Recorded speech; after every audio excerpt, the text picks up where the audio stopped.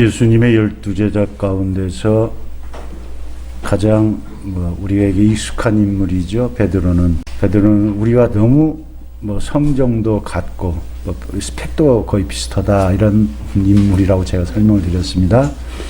사도행전에서 당시 유대 종교 지도자들이 베드로를 신문할 때 베드로가 대답하는 것을 보고 깜짝 놀랐잖아요. 평상시에 별로 이게 자기들이 다 조사하고 알기로는 전문적인 무슨 종교 지식을 배운 사람도 아니어서 이런 자기들이 묻는 말이 이해도 잘 못하고 어찌 보면 대답도 이렇게 못하고 알지 못했으니까 무조건 잘못했다고 할 줄로 기대했는데, 의외로 그가 대답하는 것이 너무 놀라운 대답을 하고 권세 있는 하나님의 말씀을 대언하니까 충격을 받은 것을 거기에 그대로 기록되어 있지 않습니까? 그만큼 그는 우리가 같이 평범한 그냥 소시민으로서 고기잡이라는 어부라는 그런 직업을 가지고 살아갔던 사람인데, 예수님께서 그를 사랑하셔서 그를 3년 반 동안 훈련하셔서 성령을 보내심으로 말미암아 변화돼 가지고 자기 생각이나 자기 견해를 말하는 것이 아니라 이제 그에게 주어진 놀라운 사명이 주어졌죠. 사도라는 사명. 사도라는 말은 보냄을 받은 자라는 뜻인데, 누가 누구에게? 예수로부터 세상 사람들에게 보냄을 받은 자. 그래서 보냄을 받은 자, 보내신 분의 그 뜻을 전하는 그런 삶을 살게 된 인물이지요. 그래서 참 실수도 많이, 3년 반 동안 실수도 많았고 덤벙대고 그래서 익숙해요. 때문에 우리하고 더. 그런데 그 베드로가 이제 자신의 사역이 끝날 때쯤 됐을 때 염려할 수밖에 없었던 거지가 두 가지가 있었다라고 알 수 있습니다. 왜냐하면 베드로가 우리에게 보낸 베드로 서신이 두 개가 있는데, 베드로 전서와 베드로 후서가 있지 않습니까? 그 베드로 전서를 기록한 것은 우리가 내용을 살펴봐서 알지만, 역사적으로 네로 황제가 로마 제국을 다스릴 때에 로마시의 대화재 사건이 발생했는데, 그 원인을 그리스도인들에게 이렇게 전가시켜 가지고, 그렇지 않아도 일부 사람들에게 그렇게 배타시 받았던 그런 우리 기독교인들이 엄청난 어려움에 처했습니다. 그 외부적으로 도는 그런 박해 앞에 서 있는 그런 성도들에게 베드로 사도가 권면해 주는 것이죠. 이런 건 이미 다 예수님께서 예언해 주셨던 일이고, 또 세상 이런 것들은 능히 또 예수님께서 감당할 수 있는 능력을 주시니까, 오히려 이런 고난 속에서 너희들이 믿음이 더 순수해지고 또 주님 만날 때 더 아름다운 모습을 만나게 주는 거니까, 고난 앞에서 흔들리지 말고 더 정진해 가라. 그래서 베드로전서는 위로의 서신, 격려의 서신이라는 그런 이름을 가지고 있기도 합니다. 그런 외부로부터 오는 이해할 수 없는 어떤 시험과 환난 앞에서 성도들이 당연히 그런 것에 대처할 수 있도록 잘 알려준 서신인데, 그러고 난 후에 또 하나의 문제가 발생한 건 뭐냐면은, 그렇게 외부로부터 온 그 문제 때문에 어려움을 당하는 것은 그렇게 가르쳐주면 버틸 수 있는데, 더 어려운 문제가 뭐냐? 내부에서, 교회 내부에서 일어난 문제라는 거예요. 이게 우리가 이쪽으로 어떤 환경이 올 때는 서로 하나 되어서 대응하면 이게 막아낼 수가 있지만, 이 내부에서 이렇게 문제가 생기면 어렵지요. 분열이 생기고 서로 시기가 갈라지고 그러는데, 그 어떤 문제가 생겼느냐, 왜 생겼느냐, 이걸 보니까 이단이라고 우리가 얘기하지 않습니까? 교회 안에 이단들, 하나님의 성경 말씀들을 자의적으로 해석하라 하고, 여기 성경에서는 이 베드로 후서에서는 1장에서는 사사로이 풀었다 그러고 3장에서는 억지로 푼다. 또 다른 말로 말하면 자기 정욕을 따라서 3장에서는 또 자기 탐심을 따라서 그렇게 성경 해석을 왜곡되게 해가지고 그들이 두 가지가 크게 나타났는데, 하나는 율법 폐기론자 같이 예수님 주신 자유, 이신칭의 참된 의미를 곡해가지고 이렇게 삶이 엉망으로, 자유 얻었으니까 뭐 괜찮다. 죄 용서받아서 영원히 구원받았으면 우리 육신이 쾌락을 추구해도 괜찮다. 이런 일종의 영주주의 같은 잘못된 것들이 성도들의 삶을 무너뜨려 가지고 굉장히 성도들이 거룩한 삶을 살지 못하고 흔들리고 어려움을 주는 것도 있었고, 더 큰 문제는 뭐냐면 예수님이 가장 우리에게 큰 소망인 재림에 대한 그 사상들이 흔들렸어요. 재림이 없다 라고 하는 그런 것들이 교회 안에까지 먹혀 들어가지고 재림이 없다로 뭐 기본 기독교의 근본이 무너지는 건데, 이런 큰 문제 때문에 베드로 사도가 이 글을 쓰게 된 거예요. 근데 그때가 1장 14절에 보면은 베드로 사도가 이 글을 쓸 때는 이미 자신이 하나님의 부르심을 받을 때가 됐다라고 직감하고 있었어요. 뭐 병들었다 이래서는 아니지만 아마 영적으로 알았던 것 같아요. 1장 14절에는 내가 이 글을 안 쓸 수 없는 것은 내가 계속 여기 존재하지 못한다는 걸 본인이 알아요. 이제 예수님께서 요한복음 21장에서 써 있죠. 너는 젊어서는 네가 마음대로 활동할 수 있고 하지만은 네 죽음만은 네가 원하는 방식이 되지 않을 것이다. 그래서 순교 당할 것이다. 그래서 이미 알려주신 그 순교라는 것이 내게 오고 있다는 것을 베드로 사도가 알고 있었다는 거예요. 그래서 1장 14절에는 내가 이제 이 땅에 얼마 남아있지 못하는 그런 삶인데, 내가 이제 남아서 너희들한테 해주고 가르쳐줘야 할 건 뭐냐면, 너희들이 항상 예수 믿으면서도 가장 중요하게 생각해야 할 것들을 내가 깨우쳐 주려고 이걸 쓴다라는 거예요. 복제히 그래요. 정말 이거를 늘 왜 이걸 쓰냐? 1장 13절에서도 그래요. 내가 너희들 생각 가운데 항상 너희들이 네 삶에서 생각하는 것이 딱 중요한가 생각해야 되잖아요. 사람은 그 사람이 어떤 존재인가 알려면은 무엇을 생각하는가 보면 알아요. 정말로 뭐 노래 좋아하는 사람들은 맨 노래만 하고, 뭐 여행 다니는 사람은 여행만 생각하고 그러지 않습니까? 운동 좋아하는 사람은 운동만 생각하고, 뭐 매니아라고 그러잖아요. 그 중심으로 그 생각하는 게 뭐냐? 돈 오면 돈만 생각하고, 이성은 이성만 생각하잖아요. 그 사람이 그런 사람을 알 수 있어요. 여러분 한번 생각해 보세요. 내가 지금 뭐 24시간 생각 가운데 뭐를 가장 많이 내가 생각하는 존재를 보세요. 그럼 그 사람 정체에서 내가 어떤 존재인가 알아요. 내가 정말로 늘 내 생각 가운데서 예수님을 많이 생각하냐, 내가 정말로 주님 뭐에 대해 생각을 하고 이 신앙에 대해 생각하고, 그건 진정한 그리스도인이죠. 뭐 그렇게 늘 생각하지 못해도 가끔이라도 생각하면 그것도 그리스도인이죠. 근데 전혀 생각이 없어. 그런 예수님에 대한 생각, 뭐 교회에 대한 생각, 하늘나라 예수 이 생각 전혀 없어. 그러면 내 안에 예수님이 안 계신 거잖아요. 그 베드로가 우리한테 지금 오늘 우리한테 그걸 가르쳐 주는 거. 그거는 너희들이 늘 생각해야 되는 거 있어. 그래야 그리스도인으로서 네가 예수님을 만나고 승리할 수 있어. 생각나게 해줘야 되기 때문에 그런 거예요. 그 뭐예요?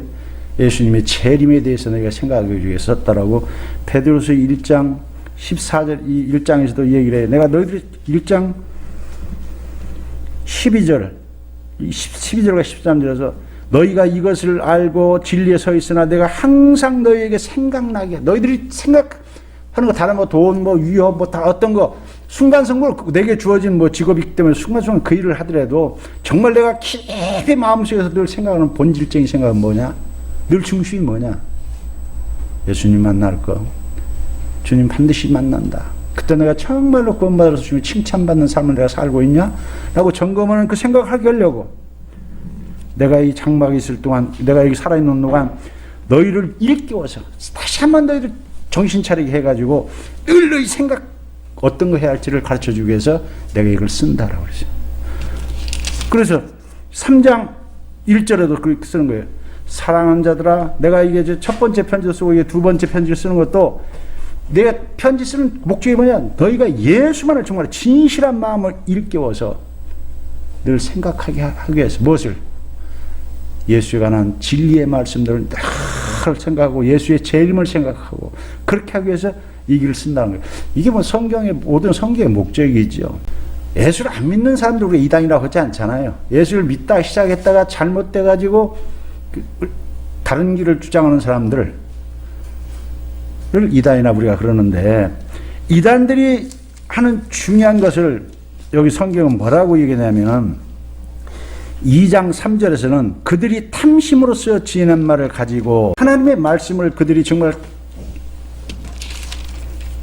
깨끗한 마음, 순수한 믿음의 마음을 가지고 하나님을 두려워하고 경외하는 마음을 가지고 생명의 말씀을 알고 그렇게 우리가 늘 돼야 되는데, 그렇지 않고 자기 사리사욕은 자기 어떤 영광을 위해서, 자기 어떤 교만을 위해서, 자기 만족을 위해서 그런 어떤 자기 탐심을 가지고, 또는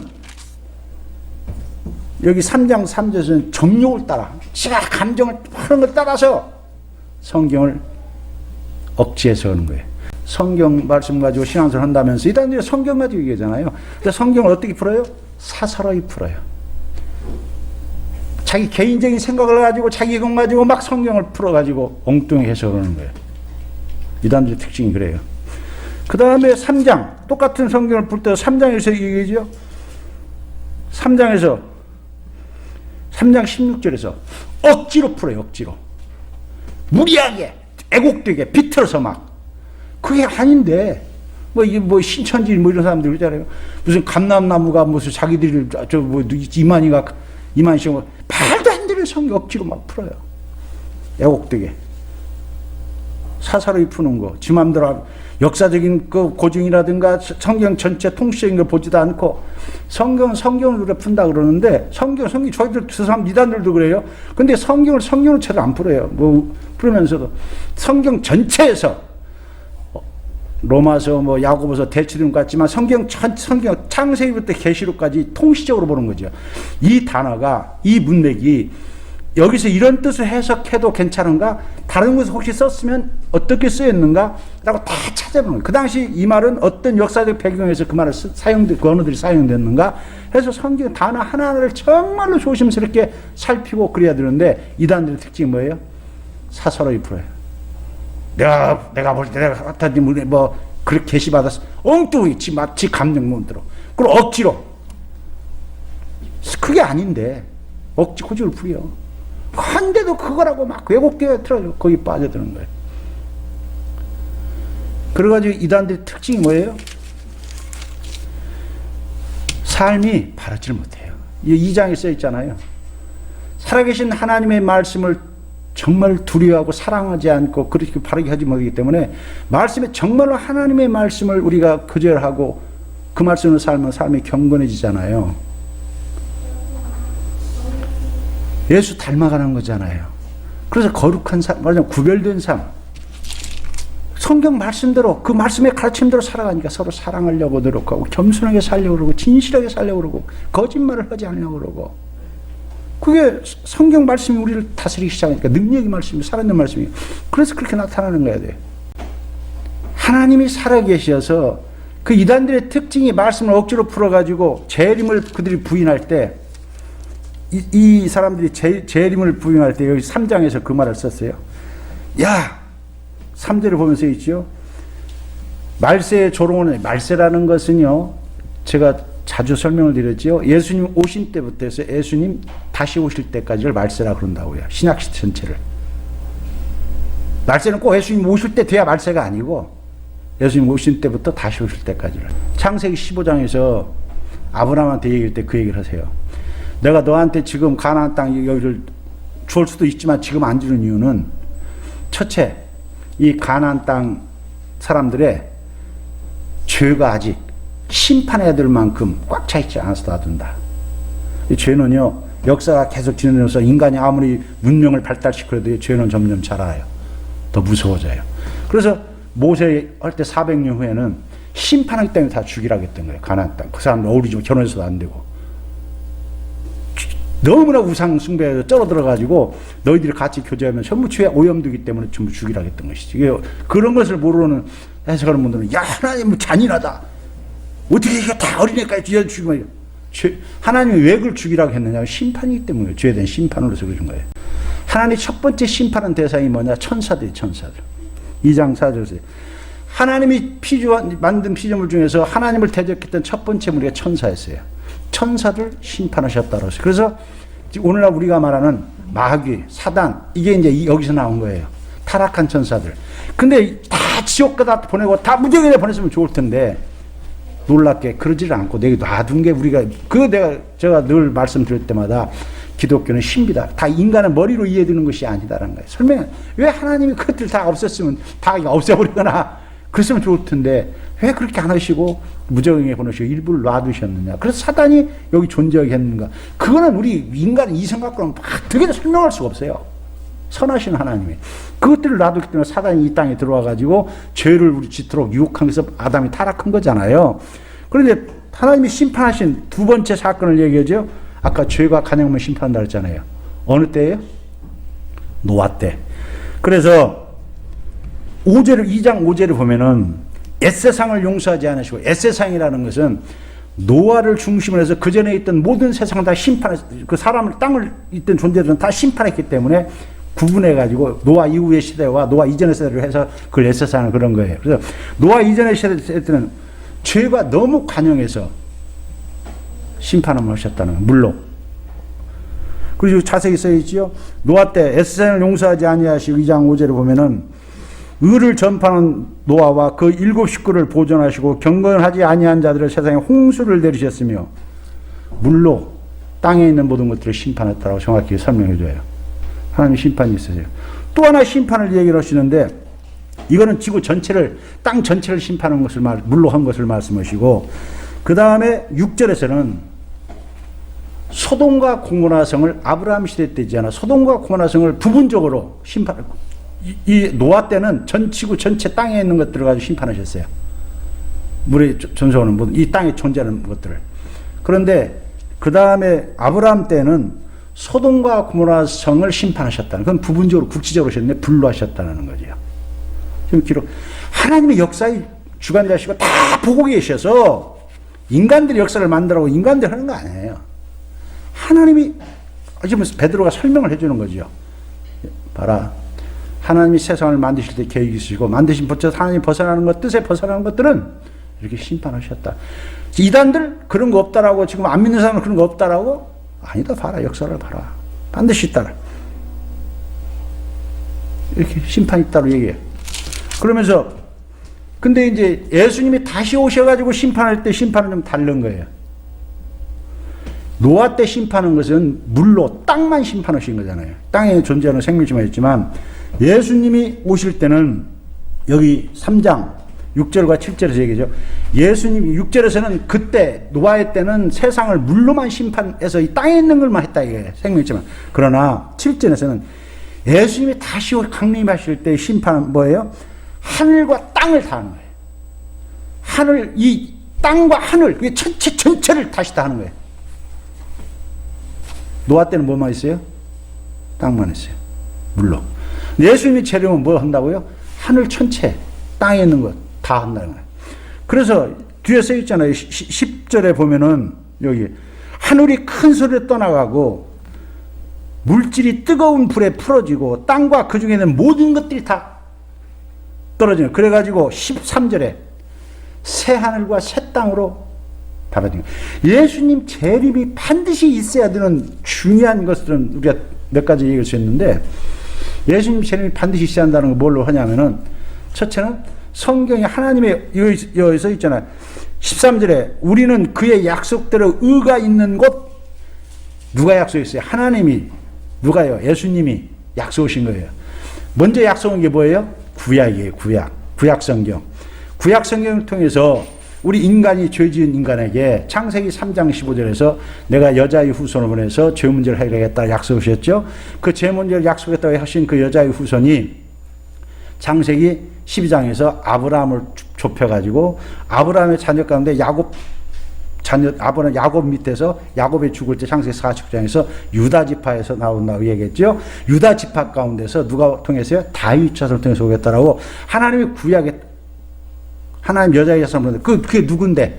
그게 메시아다 이거죠. 이사야서 7장에서 그래서 여자의 후손 이사야서 7장에 보면 그 여자가 애를 낳는데 어떤 여자가 애를 낳는다? 처녀가 애를 낳는다고 그러잖아요. 처녀가 애를 낳는다는 것은 하나님이 사람이 되신다는 거예요. 그래서 그 낳는 애의 이름을 뭐라고 그래요? 이사야 7장 14절에서 임마누엘이라는 거예요. 하나님이 사람이 되신다는 거예요. 그래서 그게 여자의 후손이 와서 죄 없는 예수가 또 온다는 거잖아요. 여자의 후손이 와가지고 그렇게 그렇게 해가지고 어떤 일을 하려고? 이사야서 53장에서 우리의 고난의 종으로서 우리의 모든 죄를 대속하는 그런 분으로 오신다는 거예요. 그런 분으로 오셔가지고 그 죄를 대속하고 부활하셔가지고 다른 새로운 세계를 만들 것까지, 그러니까 예수님이 그렇게 오시겠다고 약속한 것이 구약이에요. 오셔서 우리 죄 문제를 해결해 주러 오신다는 거예요. 사실 구약 성경에서는 부활이라든가 이런 것에 대해서 자세히 참 많이 나오잖아요. 뭐 욥기서라든가 시편, 우리가 이 사도행전 2장에서 다윗의 시를 가지고 베드로가 설교한 그런 몇 구절밖에 없지만, 사실은 구약의 설명은 뭐예요? 하나님께서 예수님 메시아를 이 땅에 보내시는데, 그 메시아는 우리 죄들을 그 메시아는 하나님이 사람 되신 분, 하나님이 이 땅에 오셔서 우리의 죄 문제를 온전히 해결해 주러 오신다라고 한 게 구약이에요. 그래서 구약 성경을 완성한 것이 예수님이잖아요. 그래서 예수님은 구약의 약속대로 유다 지파, 다윗의 자손으로서 여자 그 민마누엘 동정녀 탄생으로 오셨다고 창세기 마태복음에서 그 얘기 가르쳐 주는 거예요. 그리고 갈라디아서 4장 4절에서도 때가 참에 하나님의 시간표가 있다고요. 하나님의 때가 참에 이 역사가 그냥 가는 게 아니에요. 인간들의 시간표대로 움직이는 게 아니에요. 하나님이 때가 참에 하나님이 그 아들을 보내서 여자에게 나게 하시고, 여자에게는 그 창세기 3장 15절에 약속한 그 여자의 후손이 바로 예수고, 때가 하나님의 때부터 신약 시대가 열려서 그때 오셨다라고 선전하는 거예요. 그래서 예수, 그렇게 오신 예수님, 미가서 5장 2절에 베들레헴에서 태어났다고 약속한 장소에서 태어나셨잖아요. 그런 구약은 그렇게 하나님이 예수님을 그렇게 보내겠다고 약속한 것을 그대로, 그 말씀 약속하신 그대로 이루어주신 거예요. 그게 구약이에요. 구약을 그래서 온전히 하나님은 성취하셨어요. 하나님 한 번 말씀하시면 반드시 성취하시는 분이에요. 그렇게 오신 예수님께서 이제 하나님의 모든 계획들을 다 우리에게 알려주신 거예요. 그래서 계시의 완성이라고 그러는 거예요. 하나님의 뜻을 100% 알려주신 거예요. 뭘 알려줘요? 이제는 새로운 약속을, 예수님이 새로운 약속을 하신 거예요. 내가 너희들 죄 사해주고 나서 이제 그 하나님의 나라, 그 천국이 예수님을 통해서 이제 교회를 이 땅에 두 가지 약속이네. 내가 하늘로 올라가서 성령을 보내서, 먼저 성령을 보내가지고 이 땅에 교회를 세워서, 근데 예수를 믿음으로 말미암아 하나님을 알고 하나님의 자녀로서 살아가는 새로운 세상을 내가 이 땅에 이뤄준다. 그러고 나서 이 복음이, 그 교회를 통한 이 복음이 땅 끝까지 증거되면은 그때 내가 온다, 재림한다는 거예요. 그게 신약이 신약. 그래서 신약, 예수님이 약속하신 두 가지, 성령을 보내서 우리를 새롭게 만들고 교회를 세우는 건 이미 시작됐어요. 뭐가 남았어요? 뭐가 하나 남았어요? 예수님이 오시는 거. 예수님이 재림이 이루어지면 신약이 완성되는 거예요. 예수님이 다시 왜 오시는 거예요? 여기 예수님이 다시 오는 것은 구원의 완성. 우리가 지금 구원받았다고 해서 죄 용서함 받아서 이제 하나님의 자녀로서 삶을 우리가 살아가지만, 이거는 구원이 시작된 것이지 완성된 거 아니에요. 우리의 구원이 완성된다는 건 뭐냐면, 마태복음 17장에서 예수님이 변화산상에서 이렇게 보이신 것 같은 하나님의 영광을 보이셨잖아요. 그 영광을 보여주신 것 같이 우리가 변화되는 거예요. 부활이 돼야 되는 거예요. 그리고 우리 인간의 죄로 말미암아 저주를 받아가지고 이 생태가 다 변했잖아요. 지구도 또 존재하는 모든 것도 인간의 죄 때문에 지금 다 이렇게 상하고 이런 건 다 없어져야 되는 거잖아요. 부활체로 우리가 존재하려면은, 부활체로서 그 부활의 세상에 오려면은 이런 것들 갖고 우리가 안 맞잖아요. 맞는 거, 이런 거, 부활체가 이런 데서 못 살아요. 수준이 안 맞는 거예요. 예? 살 수가 없는 거예요. 부활체가 살 수 있는 새로운 신천 신지가 있어야 되는 거죠. 근데 그런 것이 인간의 언어로 설명이 안 돼요. 그래서 뭐 요한계시록 21장, 20장, 21장에서 뭐, 예를 들어서 새로 나온 신천 신지를 내가 보니 요한계시록 21장 1절에 써 있잖아요. 그때 예수님 오실 때 새하늘과 새 땅을 요한에게 보여주셨는데, 새하늘과 새 땅을 보여주셨는데, 요한계시록 21장 1절에 나오잖아요. 새하늘과 새 땅을 내가 누가 봤는데, 이루 말할 수 없는 영광이죠. 그 표현이 안 되는 거예요. 새하늘과 새 땅, 여기 없어지고 새하늘과 새 땅이 와서 이제 부활체가 있어야 되고, 부활의 영광체. 그때는 심판이 있는 거죠. 그래서 심판과 구원의 완성이 있는 거예요. 그래서 예수를 안 믿고 있던 모든 천사들이나 모든 것들은 다 영원히 지옥, 백보자 심판은 그때 있는 거죠. 있는 거예요. 이게 분명히 있죠. 이게 역사예요, 역사. 성경은, 그래서 베드로 사도가 그 얘기를 얼마나 조심스럽게 하냐. 내가 너희들이 가르치는 이 하나님의 말씀은 1장 16절에서 얘기잖아요. 내가 너희 예수의 이야기는, 이 하나님의 이야기는 그럴듯하게 만든 인간의 말이 아니다. 그럴듯하게 만든 얘기가 절대 아니다. 애타는 마음을 얘기하는 거예요. 예수 그분 영광 나 봤다. 앞으로 우리가 그렇게 들 영광을 나 봤다. 어디서? 변화산에서. 그 영광을 봤는데 그걸 누가 인쳐줬어요? 왜 그거 하나님의 영광이라고요? 하나님이 그때 음성으로 내 아들이다. 메시아다. 하나님이 확인해 준 사건이었다. 베드로만 봤나요? 야고보 요한도 같이 봤잖아요. 내 눈으로 보고 들은 거야. 나 그 가짜를 말하는 게 아니야. 저도 제가 어쩌다 한 번씩 제 얘기를 하잖아요. 하나님이 정말 계신 거 너 왜 믿어? 나 그렇게 정말 만났다. 그걸 내 사이들한테 설명을 해도 이게 다 안 되는 거예요. 이게 막 내 아내 얘기라고도 그 놀라운 신비한 걸 얘기해도요. 사람들은 이게 안 믿더라고.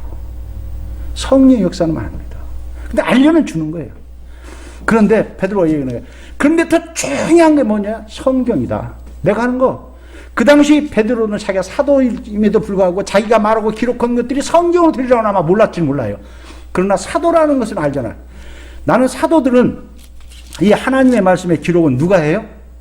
이단들은 자기들 정욕을 따라, 자기들의 탐심을 따라 저기들 인간의 말을 해서 지가 풀고 해석하는데, 풀고 뭐라고 하는데, 그런 말을 가지고 잘못되게 말을 하는데, 성경 말씀은 본래 사람이 쓴 게 아니라고 얘기해요. 여기서 보면은 여기 3장 2절에서 성경은, 구약 성경은 거룩한 선지자들이라는 말은 하나님의 말씀을 맡아서 전하는 대언자라는 뜻이에요. 예언자라, 하나님의 말씀을 맡아서 전하는 사람들이에요. 자기들 말을 하는 게 아니라 하나님의 말씀을 맡겨가지고 그걸 꿈으로든 음성으로든 환상으로든 해가지고 전하라! 그래서 주께서 내게 말씀하시기를 꼭 그 앞에 붙이잖아요. 구약 성경에 기록된 구약 성경은 하나님의 그 성령으로 말미암아 감동을 하는 사람들이 기록하게 한 말씀이에요. 사람의 생각이 아닌 거예요. 성경은 그런 거예요. 또 신약, 지금 너희들한테 내가 전하지, 전하는 나와 베드로가 지금 자기만 얘기해라. 3장 여기 보면은 3장 15절에서 보면 나 말고도 베드로 시대 때 이미 누가 썼어요? 누구예요? 사도 바울이 썼거든요. 사도 바울이 이미 성경을 많이 썼잖아요. 베드로 앞에 많은 걸. 나 말고도 우리가 사랑하는 형제 바울도 그 하나님께 받은 지혜와 그 능력으로 많이 글을 썼다. 그래서 신약은 사도들이 하나님께 받은 말씀들을 쓴 그 성경이라는 거예요. 이 하나님의 말씀은요. 그래서 반드시 하나님의 하나님의 그 말씀으로 천지를 창조하시고, 말씀으로 천지를 보존하시고, 말씀으로 천지를 완성하시는 거예요. 능력이 그게 성경이 말해주고 있는 것들이. 그러니까 너희들이 해야 할 걸 두 가지 얘기하는 거예요. 첫째는 너희들이 성경에 약속하신 구약이 성취되었듯이 신약도 반드시 성취되니까. 그래서 성령이 오셔가지고 교회 세워서 이렇게 이루어지고 있으니까 너희 어떻게 살아야 돼? 성경의 말씀들을 붙들고 너희 끊임없이 배우고 성장해야 한다는 거예요. 그게 18절에 보면 써있지요. 야, 너희가 예수 그리스도의 은혜와 그를 아는 지식에서 계속 자라가야 한다. 내가 정말로 그 하나님 나라 영광, 이 모든 것들을 예수님이 말씀하신 죄가 무엇인지 의가 무엇인지를 계속 겸손하게 배워왔는데, 중요한 것은 성경을 사사롭게나 억지로 풀지 말고 경건한 올바른, 우리가 그럼 너는 성경 못 봐? 이것 가지고 카톨릭에서는 옛날에 일반인들 성경 평소에도 못 보게 했었잖아요. 그런 의미는 아니고 정말 지금은 우리 한국 같은 사회는 너무나 좋잖아요. 주석도 많이 나오고 여러 성경 외에 여러 번역본도 참 많이 나오고 정통적인 교회 신학이 발달되어 있고, 이렇게 정통적인 겸손하게 성경 전체를 통시적으로 역사적으로 고증해가면서 조심스럽게 대하라. 네 마음대로 억지로 풀고 막 왜곡돼 풀고 그러지 말라는 것이지. 그래 열심히 배우고 잘 해라는 거예요. 그렇게 배우라는 거예요. 그래서 신앙은 자라가야 된다. 그래야 그런 잘못된 유혹 앞에 넘어지지 않고 끌려가지 않는다. 믿음에서 떨어지지. 믿음은 자라는 거예요. 믿음이 안 자라면 안 돼요. 내가 예수님에 대해서, 적어도 예수님에 대해서 말하면, 바울 서신 중에서 로마서는 뭘 말했어? 고린도전서는 뭘 말하고, 고린도서는 뭘 말하고 있었어? 갈라디아서는 뭘 대해서 말하고 있고, 에베소서는 뭘 말하고 있고, 적어도 그런 걸 알아서 얘기할 줄 알아야 돼요. 거기 내용이 뭐다? 어떤 교회는 어떻게 해야 되고, 사람은 뭐라고 했다? 어떻게 해야 했다? 은사는 뭐고, 이게 서로 이 얘기가 돼야 돼요. 마태복음은 뭐고, 마가복음은 그 내용 가지고 이야기할 수 있는 정도 알아야 돼요. 서로 이 얘기. 그래서 예수님의 은혜, 하나님 하신 놀라운 능력과 이런 것들을 서로 나눌 수 있는 은혜를, 하나님 우리 거저주신 놀라운 선물들이 은혜잖아요. 놀라운 하나님 나라의 영광, 그 부활의 영광, 또 이 땅에서 정말 살아계셔서 나를 사랑하시는 그런 체험했던 것들 서로 나누고 이래야 되는 거예요. 히브리서 13장인가요? 거기 13장에 보면은 너희들 네 마음이 늘 뭘로 오는 게 제일 좋다고? 인간의 마음이 뭘로 채워져야 좋다고 히브리 13장에 써 있냐면, 제가 참 그 말씀을 떠올라가지고 어디 있었다가 떠올랐는데, 우리 마음이 뭘로 채워져야 좋으냐? 히브리서 13장에 써 있어요. 히브리 13장 9절에 보면은 여러 가지 다른 교훈에 끌리지 마라. 마음은 은혜로서 굳게 함이 아름답고. 13장 9절에. 나 너무 이 말씀이 맴돌았는데 어디 있는지 몰랐는데, 떠올리는 어디 있는지 몰랐는데 자꾸 떠나지 않게 하더니 이게 발견을 해 주시더라고요. 그렇게 자꾸 마음이 안 떠나요. 내 마음속에서 여러분 생각 가운데 여러분 하는 건데 그 하나님의 말씀들이 그 등들이 떠나질 않아야 되는 거예요. 그 마음이 그로 채워져야 되는 거예요. 그래야 참된 소망이 있고 참된 능력이 있어요. 그래서 어떤 삶을 살아요? 그래서 우리가 그 말씀의 능력 때문에 14절을 보면서 있잖아요. 그러므로 사랑하는 자들아 너희가 이 예수의 재림 문제 믿잖아요. 우리 죽는 거 다 믿잖아요. 히브리서 9장 27절 너희가 한 번 태어나서 죽는 것은 정한 이치요 죽는 심판이 있다고 우리는 믿잖아요. 우리가 하나님을 사모하는 사람들은 어떻게 살아가느냐? 그러므로 사랑하는 자들아 너희가 그것을 바라보는 사람은 주 앞에 점도 없고 흠도 없이 평강 가운데서 주님 만날 수 있도록 너희가 살아가는 것인데, 우리가 점도 없고 흠도 없다는 것은 결함 없이 살아갈 수 있다는 것. 인간은 아무렇게 못 살아요. 근데 성경은 그걸 어떻게 해석하냐면 1장에 예수님께서 하신 것을 베드로전서 1장의 19절인가 보면은 예수님을 뭐라고 우리가 표현해, 너희가 1장 19절에 오직 흠없고 점없는 어린 양 같은 그리스도의 보배는 필요한 것이라. 자, 점없고 흠없는 것은 예수님의 피, 예수님을 믿는 예수님의 생애밖에, 예수님같이 사는 것만이 점없고 하나님을 정말 사랑하고 사는 그거예요. 그래서 예수님을 믿음으로, 예수님 말씀대로 예수님을 구주로 믿고 그분의 말씀이 생명이라고 믿기 때문에 믿음 안에서 예수님을 주로 고백하고 그 말씀대로 살려고 예수와 함께 사는 삶이 점없고 흠없는 삶이에요. 반대로 예수님을 구주로 영접하지도 않고 그렇게 이단같이 살고 그런 사람들, 이런 사람들을 성경은 뭐라고 써있냐면 우리 베드로후서 2장 13절에 보면은 불의의 값으로 불의를 당하며 낮에 즐기고 노는 것을 기쁘게 여기는 자들이 점과 흠이라. 점과 흠은 뭐예요? 이단들, 예수 안 믿고 지 육신적으로 살고 지 만들어 사는 사람들, 그 타락하고 사는 사람들 점과 흠이에요. 우리는 점과 흠이 없이 예수님의 보배로운 피로 예수를 믿고 구원받은 백성으로서 예수님 말씀 안에서 믿음 안에서 살려고 하는 사람들이, 그래, 그렇게 사는 사람들에게는 뭐가 있어요? 평강이 주어지는 거예요. 평강은 하나님께서 은혜로 주시는 것인데, 어떻게 살 때? 예수 안에서 믿음으로만 살아갈 때 아무리 환경이 어렵고 힘들어도 주님께 맡기고 주님을 의지하고 찾으면 주께서 놀라운 평안을 주시고 소망을, 참 소망을 주시는 거예요. 그래서 우리 죽음 앞에서도 그런 평안함을 가지고 우리 이 땅을 헤아릴 때도 찢어지게 마음이 아플지 몰라도 그 고통 가운데 가는 것이 아니라 더 큰 평강이 우리 마음을 이기게 하고 그 아름다운 이별을 할 수 있게 해주신 거죠. 그런 너희가 그런 힘을 살으라고 이 성경을 이야기하지 않습니까? 여러분, 우리가 중요한 것입니다. 그래서 우리가 정말로 점과 흠이 없게 산다는 것을 우리가 경건한 삶을 산다, 또는 우리가 살아갈 때 거룩한 행실과 11절 3장 11절을 보면은 그런 구체적으로 써 있죠. 너희가 어떻게 살아가야 되느냐? 거룩한 행실과 경건함으로 살아간다는 것이 점과 흠이 없이 살아가는, 그 거룩한 행실은 뭘 말합니까? 내 행동하는 것이 구별된 행동이어야 되는 것이에요. 인간들을 잣대 가지고 그러는 게 아니라 거룩한 것은 하나님의 말씀밖에 없어요.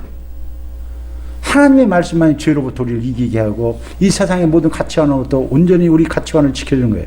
그래서 이 세상에 살아갈 수 있는 능력의 말씀, 하나님 말씀, 진리의 말씀, 예수 가르침밖에 없어요. 그런 말씀으로 살아가는 사람이 행동도 그렇게 따라가는 거예요. 그렇게 살아갈 때, 우리가 구별된 삶을 살아갈 때 정말 그게 경건한 삶이고 하나님 보시기에 좋은 삶이에요. 그래서 이런 삶을 사는 사람들은 저절로 되는 게 아니죠. 제가 이걸 보다가 참 깜빡 제가 저도 부끄러웠고 도전받았던 게 뭐냐면, 베드로가 지금 늙었잖아요. 이때 해도 늙어서 갈 때가 다 됐거든요. 웨이디 한 64, 5년 이상이니까. 저도 60세 넘었죠. 예수 만났을 때 벌써 30대 넘었으니까 베드로가 그렇게 우리가 보니까. 그런데 베드로가 자기를 뭐라고 얘기하냐면은 자기가 이 글을 쓸 때도 이런 얘기, 이제 1장, 베드로후서 1장 15절에서 이런 얘기더라고요. 이제 베드로 1장 15절에서 내가 힘쓴다 이거야. 내가 너희들한테 이 말 이거 하려고도 적당히 하는 게 나도 힘쓴다 이거야. 나도 정말 최선을 다한다는 거야. 예수님 앞에 가는 날까지 자기 삶의 자리에서 어떻게든 성도를 세우려고 어떻게든 맡겨진 사명을 달고 제가 이 말 가슴이 뭉클했어요. 아, 베드로가 이 1장 15절에 내가 정말 이렇게 힘쓴다. 나도 이렇게 힘쓰니까 너희도 어떻게 해라? 힘써라. 너희도 늙은 나도 사도로서 부름받아가지고 구원받았다고 내가 그 영광 그걸 안고 더 겸손히 알고 감사해야 알고 죽는 순간까지 내가 이 땅에 있는 쪽까지 오직 내 생각은 뭘 생각하냐고 그랬잖아요. 나같이 예수님 생각하고 제 부활의 영광을 생각하고 이 땅은 잠시 지나가시는데 가치 없게 살지 말고 정말 예수님 자녀답게 거룩하고 진실하게 사랑으로서 하나님 말씀대로 그래야 기쁨의 삶을 살잖아요. 그렇게 살아야 해요. 그게 네 힘은 안 돼. 성령의 능력으로 성경 말씀대로 한번 산다고 베드로가 그래서 늘 그걸 생각해야 네가 이 땅에 어떤 두려움이 와도 어떤 어려운 문제가 와도 평강을 누리고 살 수 있는 거예요. 그런 안에 우리가 있는 거예요. 내 힘으로 사는 거야. 지난주도 있잖아요. 우리가 바울도 그랬잖아요. 정말 두렵고 떨림으로 내가 약하고 두렵고 떨림으로 성령이 내 안에서만 나를 통해서 어제보다는 오늘은 내일이 예수를 좀 더 깊이 교제해서 주님의 뜻을 알고 주님의 가르침을 구체적으로 받아서 더 좀 온전해지고 더 우리가 그리스도의 향기를 나타낼 수 있는 그래서 정말 그 기쁨과 그 놀라운 능력의 삶을 여기에 영향력을 줄 수 있는 그런 성도가 다 될 수 있기를 예수님의 이름으로 축복합니다.